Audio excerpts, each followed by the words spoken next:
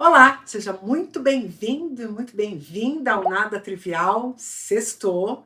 E quando acontece isso, a gente vai falar do quê?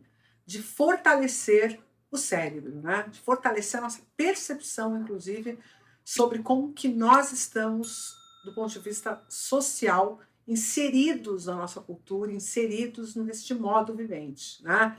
Essa semana eu tive uma oportunidade muito grata de gravar, né, foi o lançamento do podcast na segunda-feira do Bom Dia Óbvios, com a Marcela Ceribelli.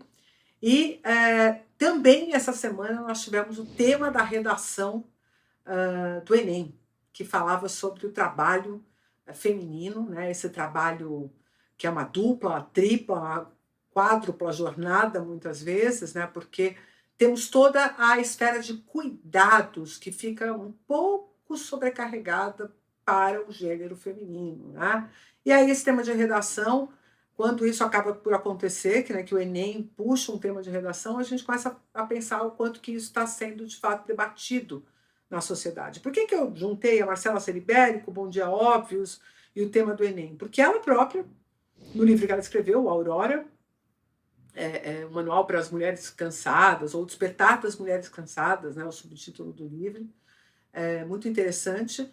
E até por conta de eu estar acompanhando muito as publicações do Óbvios essa semana, por conta do podcast, eu pude ver o movimento que fizeram, né, na rede social, comentando da quantidade de vezes que um episódio do Bom Dia Óbvios tinha tratado do tema do trabalho feminino, né, e dessa dupla, tripla, quádrupla jornada. Né?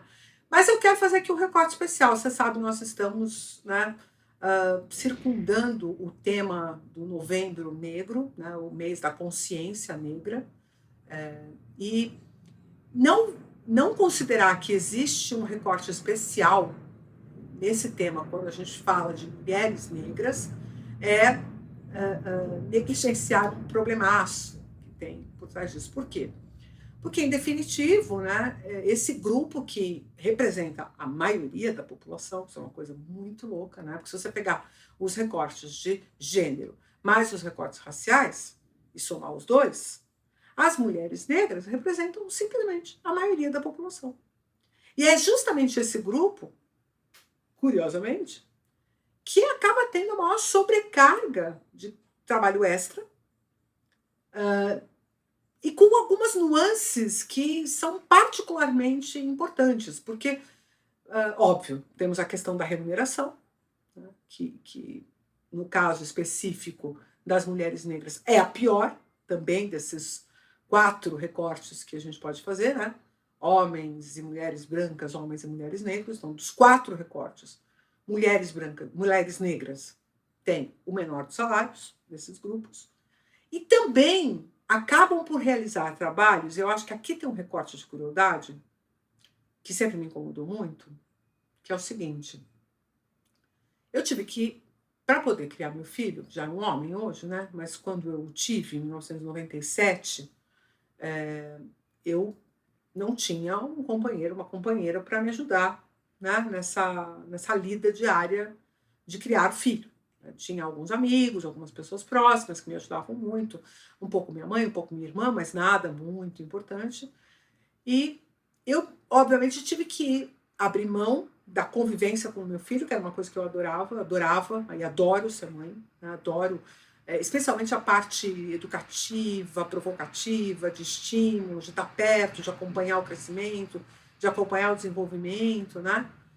E era para mim um tanto quanto soava um tanto quanto paradoxal eu ter que deixá-lo por longos períodos de tempo para trabalhar, para com a justificativa de que eu precisava, obviamente, de, né, receita suficiente para bancar essa minha vida de mãe solteira, né?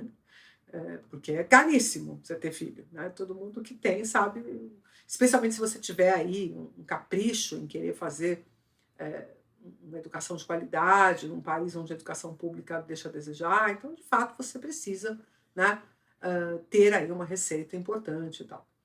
E eu já achava, nesse meu, né, lugarzinho de fala aqui, uma coisa bem complicada ter que não cuidar do meu filho, não acompanhar meu filho para ir trabalhar e usar esse dinheiro para pagar alguém para fazer isso que na verdade era eu quem queria estar fazendo, né? Mas se a gente inverter por completo essa dinâmica, e eu nunca tive, eu sempre levei ele para a escolinha, né? Eu nunca tive uma pessoa em casa com a atribuição de cuidar do meu filho. Isso nunca existiu. O que eu tinha, né, quando ele era bem pequenininho, era uma amiga da família, que já tinha sido uma educadora infantil, tal, que se dispôs a ficar com ele quando ele era bem pequenininho. E depois, com 9 meses de idade, ele já foi para a escolinha, e ali ele ficou na escolinha para sempre, né? Para sempre não, porque agora ele já saiu da escolinha. Mas essa vivência de ter que trabalhar, ganhar o dinheiro, e daí pagar para alguém, né? Ou pagar para alguém educar o meu filho, sempre foi um negócio meio paradoxal para mim. Se a gente faz esse recorte com esse pensamento, com essa questão afetiva na frente, e pensa que boa parte dessas mulheres negras, e na verdade as mulheres pobres, que a grande maioria delas, como já diria a música do Caetano Veloso, né, são pretas, tem que abrir mão de tudo em relação à sua família, para arrumar algumas vezes 2 trabalhos para poder dar conta daquilo que está acontecendo na casa dela. Isso já é por si só uma crueldade, né? Porque deveria ter a possibilidade dessa pessoa, dentro dessa sociedade, que está nesse momento, com criança pequena em casa, e isso seria bom para a sociedade. As pessoas têm dificuldade de entender isso, né? Mas crianças criadas pelas mães por mais tempo, pelos pais por mais tempo, né, no convívio parental, têm mais chance de se desenvolverem de forma adequada, especialmente se essa mãe e esse pai souberem o que tem que fazer, né? Então, quando você procura alguns países que têm uma política de licença paternidade, licença maternidade, de outra natureza, você vai ver que tem esse empenho. Tipo, a Dinamarca é um bom exemplo disso, tem um ano para um ano para outro. Né? Eu tenho um amigo agora que trabalha numa empresa brasileira que vai dar para ele 6 meses de licença paternidade. Só que o filhinho dele já tem 6 meses, então a esposa ficou 6 meses, agora ele vai ficar 6 meses. Eu acho isso um charme, eu acho isso super adequado, mas isso está bem longe de ser a realidade de mulheres pobres, e a grande maioria delas pretas, né, que não tem nenhuma condição de trabalho adequado. Né? Ela não tem nem um regramento, uma CLT, um negócio que ajude ela a ter esse direito. Então ela mal deu à luz, já está na rua trabalhando de novo. Né? Isso por si só já é muito cruel. Mas ela muitas vezes está na rua fazendo o trabalho que ela gostaria de estar fazendo em casa. Então isso do ponto de vista afetivo é, na minha percepção, ainda mais complicado.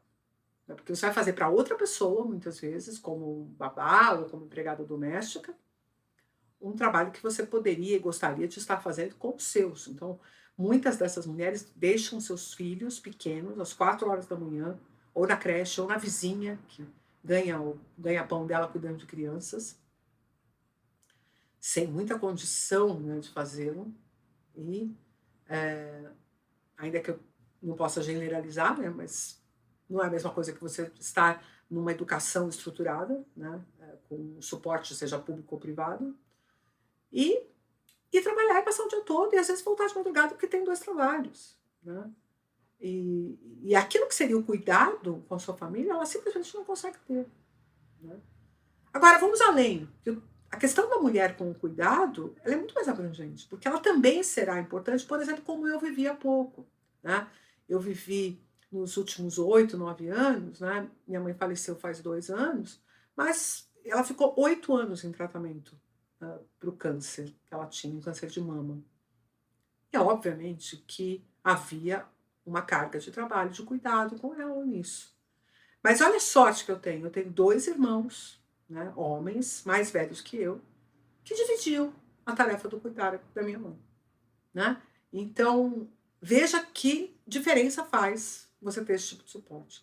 Então, quando a gente está falando de trabalho, de dupla, de tripla, de quádrupla jornada, nós estamos falando justamente de mulheres que abrem mão de fazer os cuidados que são importantes afetivamente para elas, o que pode destruí-las do ponto de vista afetivo, em favor de fazer uma entrega que muitas vezes elas estão fazendo para outra pessoa que não é o familiar dela, e em razão de uma receita, quer dizer, ela continua fazendo, estando no serviço de cuidados, mas ela não consegue fazer isso para si.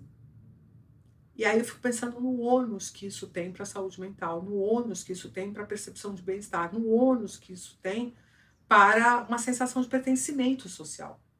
Sabe, eu faço parte disso. Também estão me olhando e dando conta das minhas necessidades, né? Então, da mesma forma como na sexta-feira passada eu provoquei vocês para olharem para a condição de saúde mental dos homens negros, né, que têm números de depressão bizarros, eu queria também provocar a sociedade sobre como entender e atender essa necessidade afetiva, intrínseca, primeva do indivíduo de operar nos seus desígnios de cuidado, não apenas através de um trabalho que lhe dê uma receita, mas que ele possa exercer esse papel, que é o papel de vínculo, que é o papel de pertencimento, que é o papel vital. E como um papel vital não pode estar negligenciado ou extraído. Sem considerar, e aí esse parênteses aqui é fundamental, que nós também teremos um contingente de mulheres que, olha só, pasmem, não querem, não se veem como cuidadoras. Então elas recebem o ônus, elas são cobradas por algo que elas não se veem responsáveis por tal, nem gostam de fazer, mesmo quando é para o seu círculo íntimo. Então, como sociedade, nós realmente precisamos abrir espaço para outras manifestações e outras relações desses indivíduos com a possibilidade de fazer receitas, a possibilidade de trabalho, a possibilidade de querer ou não cuidar, e quando quiser, poder, e quando não quiser, poder também, para que a gente realmente possa estar caminhando na direção de uma sociedade mais justa, né? Porque não adianta nada ficar falando tanto de meio ambiente, sustentabilidade, doações, ajudas, quando tem uma enchente, quando tem aquilo, quando lá, de forma latente, nossa sociedade padece de problemas que a gente está fazendo muito pouco para eles. Quem sabe porque a gente tenha se acostumado e acha que isso está correto desse jeito. Então, eu quero colocar, na verdade, um cisco no seu olho em relação a esse tema, para que você fique incomodado e comece a fazer um filtro a respeito de quais são as potências da gente olhar para outras dimensões e outros recortes de sociedade. Você já sabe que no mês de novembro nós vamos esgarçar esse tema, justamente por entender que esse é um papel que eu tenho aqui nessa plataforma. Então, se você acha isso importante, deixa sua curtida. Não esquece de compartilhar esse vídeo com quem você acha que pode se interessar ou que vai se beneficiar dessa conversa.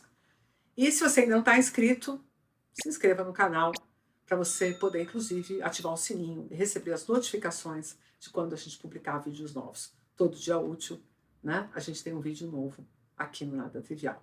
E eu te espero no próximo. Um abraço, um ótimo final de semana.